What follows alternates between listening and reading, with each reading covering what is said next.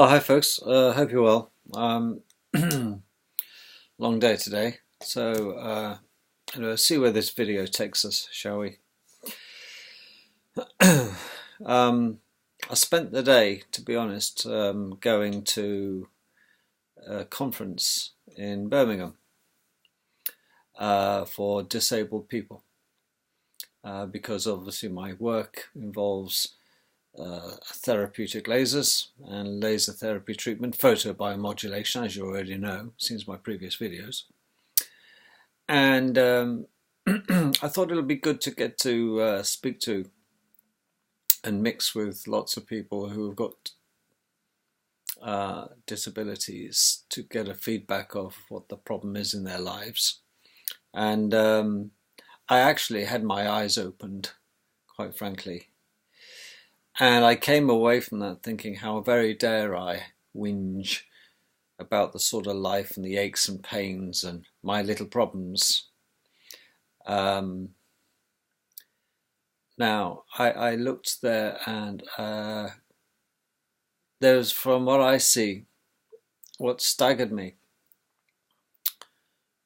was that a child or an adult's disability, no matter what the disability, that has a huge impact on their families.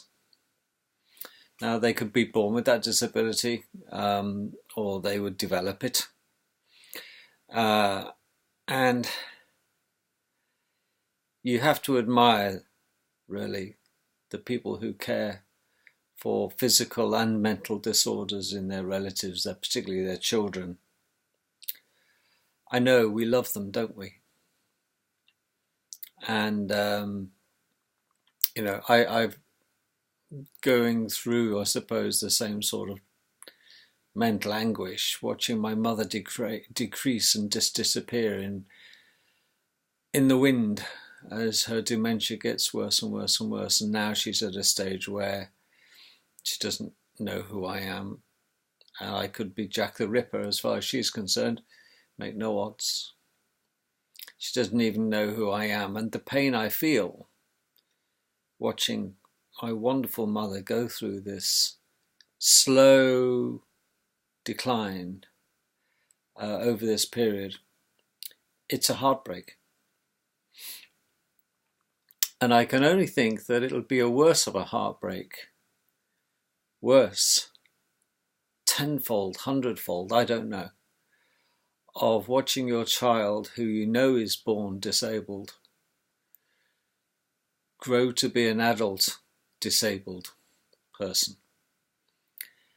And depending on the severity of the disability, and there are a plethora of disabilities, and then we take it all so for granted, and we have the temerity to moan about our lives. You know, I have my little pity parties. Of course I do. Following my heart issues and the number of pills I take to combat going into heart failure, much of which was probably my fault, but I did inherit a few things that weren't good for me. But compared to what I saw today, I just think, stop having these pity parties, snap out of it, man up. And I say that to myself. I give myself a damn good talking to today. I know what it is, as I said before in my previous videos. You know, I'm in mourning. I'm in mourning for the year back in time when I was fit as a flea, when I could do the things I want to do without thinking about anything, without particularly thinking about having a cardiac arrest and keeling over and dropping dead on the spot. It's not the dropping dead on the spot bit that worries me, quite frankly. I know, because that happens to us all, so what's the point of worrying? It's the sheer inconvenience, because I have so much more I want to do, but now I can't. And I'm mourning that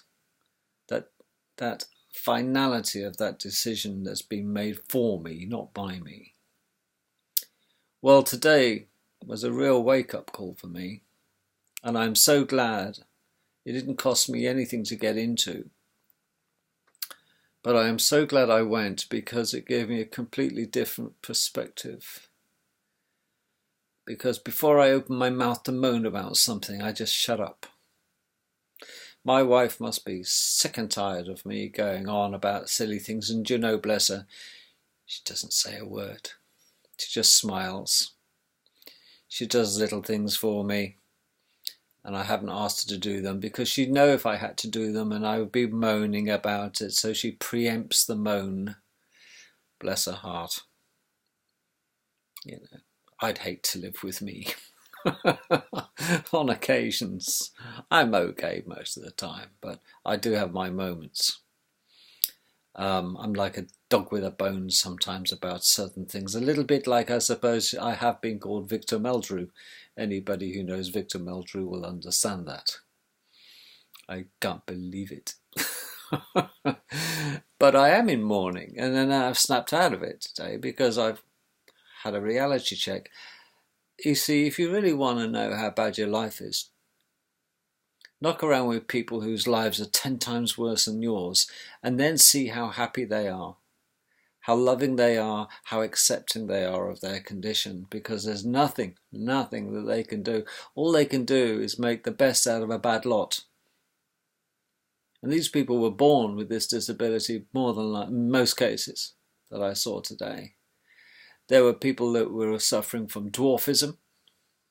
Met a very famous dwarf today, and she appeared in the latest Malteser advert. What a wonderful, beautiful human being she is. She's in a wheelchair, her little legs are in braces. And I tell you something, I've seen a lot of beautiful women. And I looked and sat and talked to her today and spent 10 minutes with her. She's quite a famous dwarf, quite frankly. And she had the most fantastic, and I mean this, model-like face structure and complexion.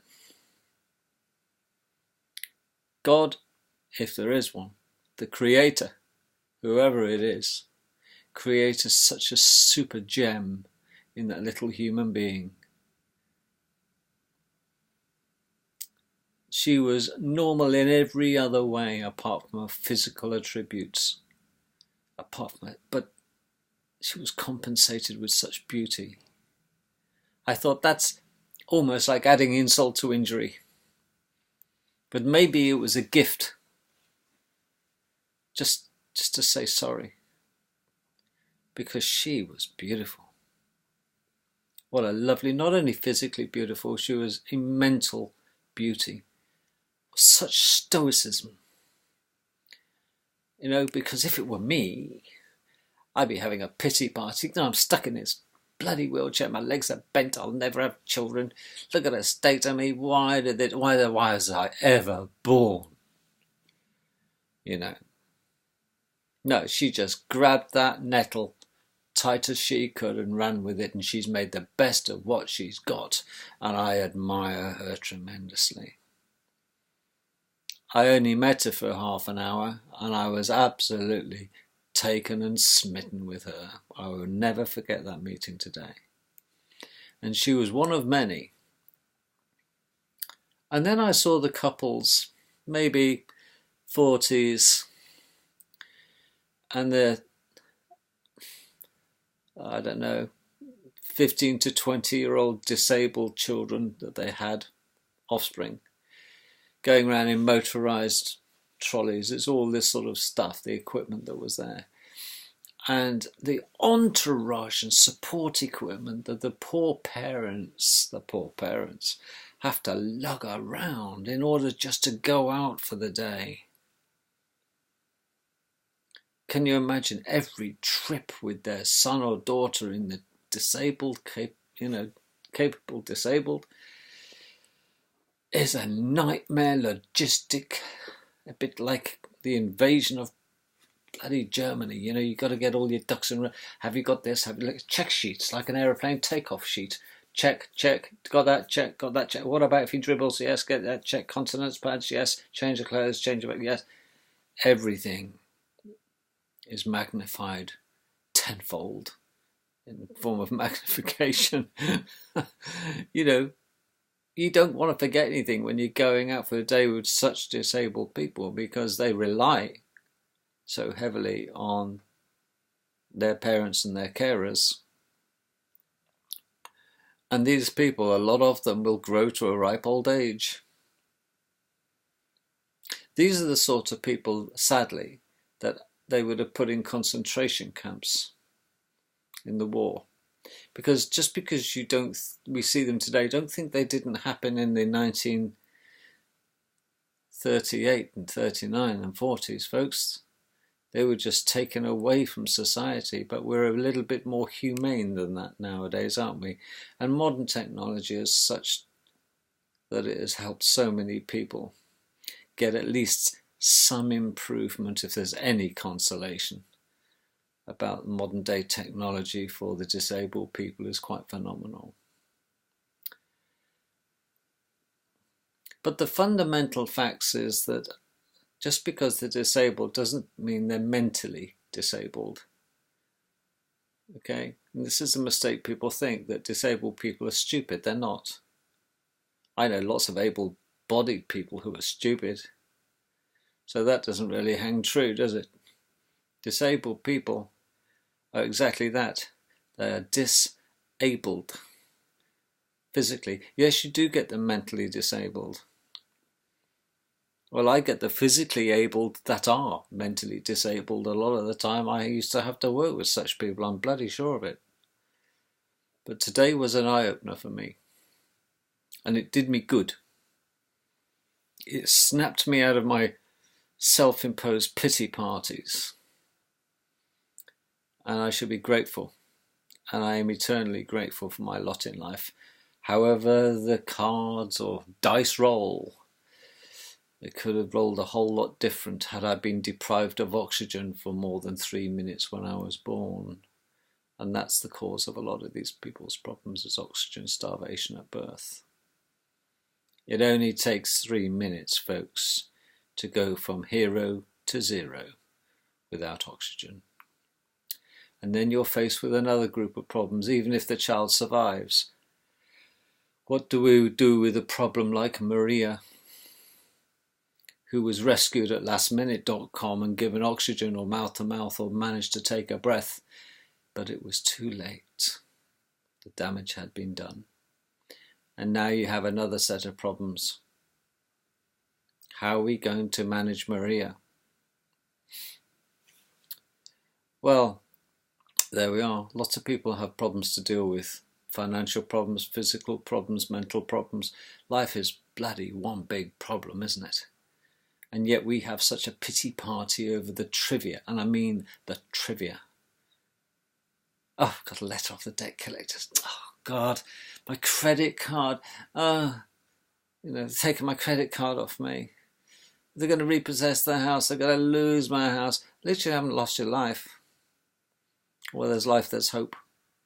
You're able-bodied, hopefully. You've got all your marbles. Nobody's going to take your wheelchair off you or let your tyres down then. It's all a matter of perspective, isn't it? And so many people out there, me included on occasions, are guilty of having pity parties about their lot in life. I don't know many disabled people, not socially. I don't move in those circles, but those people who have disabled children and adults to look after, thank God for clubs. Because I tell you, these people test the patience of a saint, and these people who look after such disability or disablement in such people, they are the saints. They are absolutely, they're the one who needs the holidays. They're the one who needs the love and the care and the compassion and the support. And they'll do it without moaning, won't they? They might moan internally, But by God, they must love that child or that husband or that wife who's had a stroke and end up being a dribbling mass of DNA, but it's still her husband, it's still their wife or child. And strangely enough, I do have a disabled dog. I have a Cavalier King Charles that ever since 5 months into her being a puppy, I thought there was something wrong with her. And she's never been the right ticket. But I wouldn't put her down. Okay, she's 9 now, and I'm conscious of her disabilities, and the other dogs are too. But I am. And she is a pain in the ass, I'll grant you. But she's my pain in the ass, and I love her. Just because she's disabled, there's no reason not to love her. And she shows her little bits of appreciation in her little moments. And they're the special little moments, the time that she does wag her tail and lick and come and say hello without being prompted to come over and say hi to me.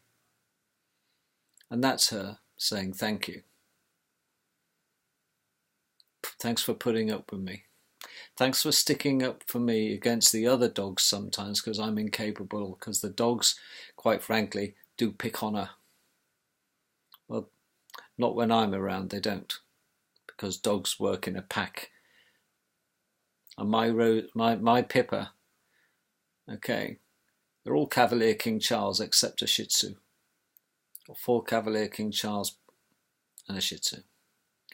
Well, my Pippa was the second Cavalier King Charles. So she's the second oldest, really. And she's my little superstar. She might have the mentality of a puppy, and she hasn't ever really grown up.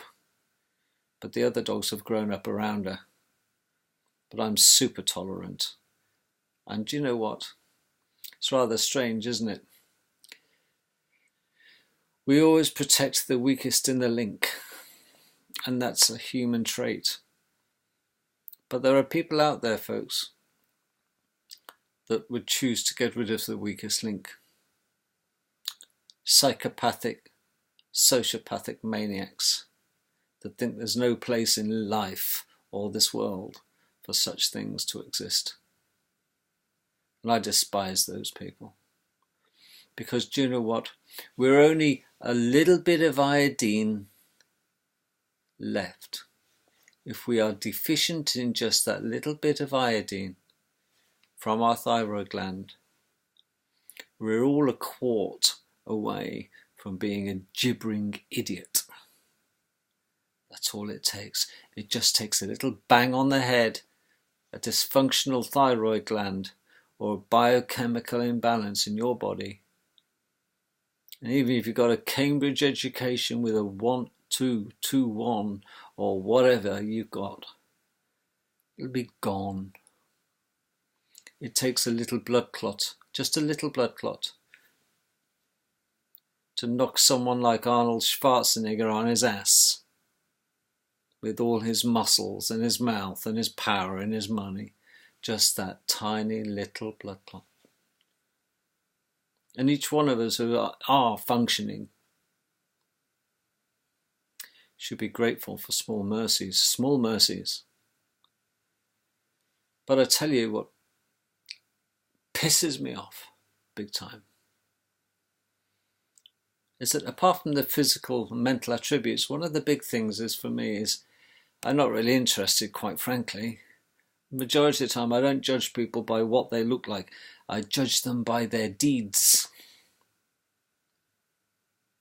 I judge them by what they do. Because you simply cannot trust people with what they say. Because we're prone, aren't we? Now, I say that, you would say that you've never lied. I would say, I don't believe you. If you've ever told me, or you text me, or whatever you do, you email me, message me, I've never lied. I don't believe you. We've all lied. We have all lied as children. It's part of the survival process. It's bigging yourself up, boasting, lie, little white lies. There's no such thing as little white lies. A lie is a lie. And it really doesn't matter. You can't be half pregnant. You're either lying or you're telling the truth. You see, you can't quantify it, can you? But what you can do is look at the statistics of those with the propensity to lie. But we have to be so careful. Even Adolf Hitler wrote a letter to one of his closest friends. Now, Adolf Hitler, much as you might despise the man, the history books written about Adolf Hitler, 99% of them are absolute bullshit about the character of Adolf Hitler. The things that we know or think we know about Adolf Hitler most of the time is third hand, fourth hand, fifth hand, 100th hand. By the time we get it, it's a bit like Chinese whisper. It's bullshit. But what if Adolf Hitler's letters came to light? And this was discovered by an author, and who writes a lot of books about the Germans and war. David Irving, his name is. And I heard David Irving say this in a lecture, so I'm not being original, I'm just passing it on. But he said Hitler was never really a great liar. He found it a distasteful thing in others as well, so he wouldn't do it himself. Now, that's understandable. And Hitler built his reputation on being a straight talker. Yeah, well, he was a great orator, wasn't he, Hitler? I thought so. Any man who can motivate a nation like Germany to the extent he did, that's talent, straight talent of a great speaker. And he could get a crowd rallying along. Look at Munich.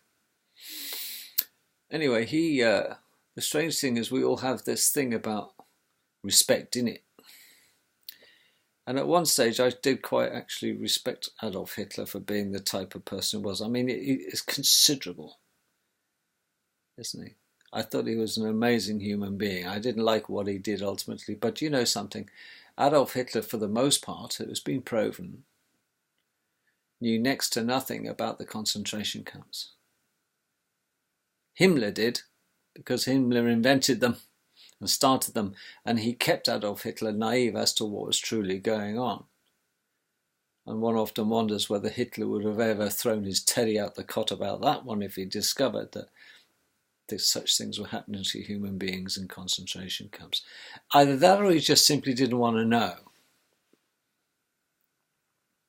But the chances are he didn't know because he was kept from the truth by Himmler and the gang. Because Himmler really has the mastermind, wasn't he, behind the whole Nazi thing. He was a strange fish, was Himmler, who really was murdered in captivity after the war by having his face punched in by a sergeant in the army. Even when he was in the holding pen, he had been arrested after the war and ended up in a holding cell, and he had 7 bells kicked out of him. And it was put down to Himmler taking a cyanide tablet in his mouth and crunching it up. It's a liquid, but you crunch this glass vial, and cyanide actually stops your body's ability, or your body's blood absorbing oxygen. So you suffocate. It's not a nice death. It's not a quick death. Okay, it's a certain death. Within a minute, you're dead, or 2, you're brain dead, because the cyanide stops immediately, and if you bite it, it goes in under your tongue and your bloodstream, the super rich environment of red blood supply, straight into under your tongue and lingual vessels, and it stops your oxygen your red blood cells absorbing oxygen, so you suffocate. Not a nice way to go, but it's irreversible. You can't spit it out. Well, it transpired that, yes, Himmler died, but people respected Hitler because he was fundamentally a very straight speaker, no bullshit artist about him. He wasn't a fantasist. And, oh yes, the Führer never lies.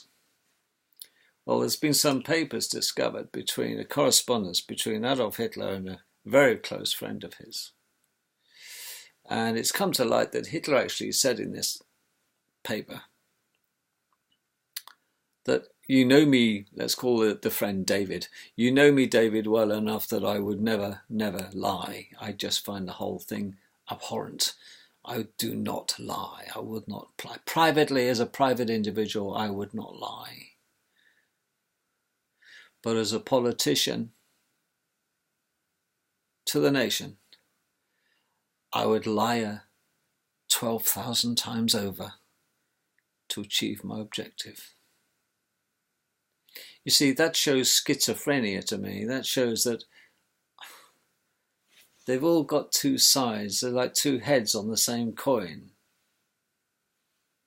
Two heads. They have their private life, but then they're at work. And when they're at work, the rules change. Oh, they can lie with impunity as long as the end justifies the means. So people like politicians, and I don't separate any one of them. They lie to the people. Because being a politician, or a judge, or in my experience, a copper, when they're in uniform, when they're like actors, as Shakespeare said, everyone's an actor, we all must play our part. Boy, do they play their part. When they've got their suit on, that's it. It's schizoid time. They're politician. When they're in the Houses of Parliament, they're politicians. When they're communicating via all these secret documents to and from, they're politicians. The words, though, the words, how can you trust the words? Because those words were generated by a brain that was in the politician mode. And that gives it license, doesn't it? To write lies, lies, more lies, damn lies and statistics to their fellow politicians. And they'll receive lies back. And it's a joke. It is an old joke, isn't it? How do you know when a politician's lying? Because their lips move. Absolutely. And until we realise, human beings, in Britain particularly, that you cannot ever trust a politician to tell you the truth. When they are in the mode of politician. But they transform like a maggot to a chrysalis to a fly, don't they? They can switch their personality when they're with their family. They even lie to one another, politicians. They even believe each other's propaganda. They truly do. These are people who have multiple personality disorders.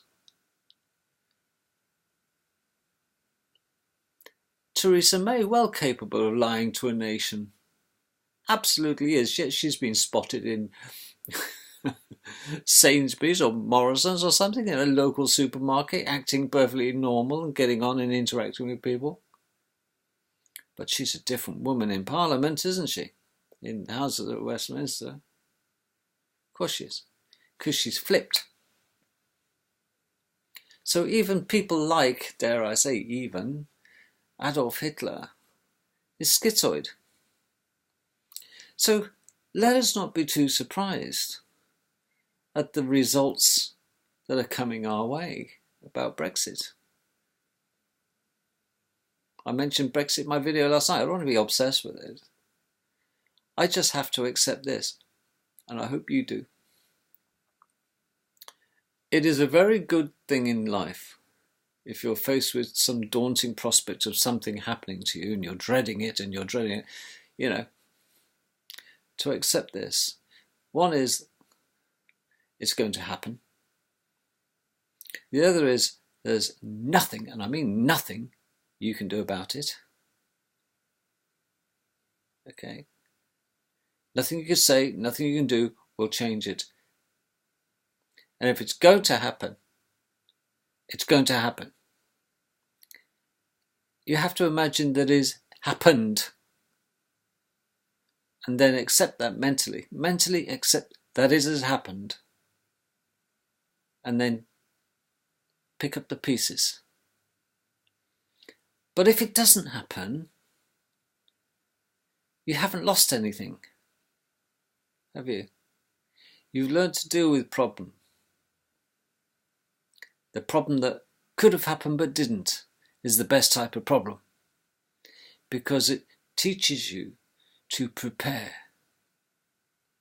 And the last thing you want to do in life is to be caught in the squat, as my grandma used to say about cakes that used to rise, and then somebody was too quick to look in the oven to see if they were done, and the heat went down and they went down again, but then they got cooked smaller than they should have been. Had they been left in the oven and nobody interrupted the heat, they would have been big juicy buns. But no, the cakes ended up like nothing, because we're, are they there yet? Are they there? Are they done yet? Are they done yet? And we do this. We're impatient to see if there's a disaster going to happen. By being impatient, we create a disaster. So many things in my life have been caught in the squat because of my impetuousness. Oh, for sure. I'm as impatient as hell. It is one of the things I have to deal with in my life. It's one of my bad points. I'm naturally very impatient. I'm very forgiving. That could be seen as a bad thing. But I do believe that we should forgive them, for God, for they know not what they do. Well, politicians know precisely what they do. They deserve to go to hell. I've never met a politician I like, and I've met quite a few. Not really. There is only, I can count on one hand. I can count on one finger. The politician I think is one of the greatest politicians of our time. Ready? Enoch Powell. And he was too good to be a politician.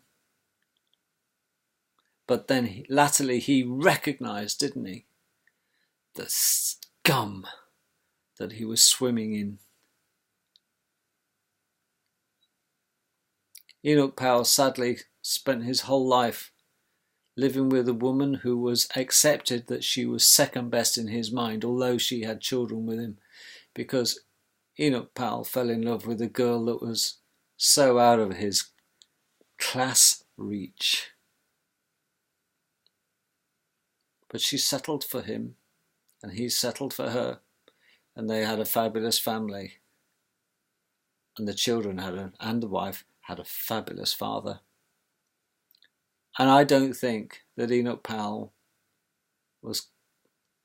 I think he was wasted being a politician. I often wonder what he would have done had he not been a politician. He'd have become something even better than what he ended up being. But the politicians ganged up on such a wonderful, beautiful human being. But he was right with the rivers of blood. And we ain't seen nothing yet. So, I try to stop having a pity party. I recognise and accept. Listen, every day is a gift. Every day I can get through without having a blood clot, a stroke, or a cardiac arrest, or some horrible thing happen to me that will take away what I can currently do. Maybe I lose my sight, heaven forbid. Every day I can get away without such things, I should be celebrating. I don't have a right to be miserable, because I ain't that bad. If you want to see miserable with a right to be miserable, you should have come with me today. But you know, the irony is the people that should be miserable aren't, and the people who shouldn't be miserable are. Life is so inverted. Politicians are supposed to tell the truth, but all we get are the lies. Isn't that another dichotomy? That's an inversion. I just can't make the sense out of life sometimes. Quite frankly, I don't know whether I'm coming or going. But there again, does it truly matter? We'll all be out of here soon enough. Let's just enjoy the journey. Catch you tomorrow. Try not to lie anymore. You'll pay the price.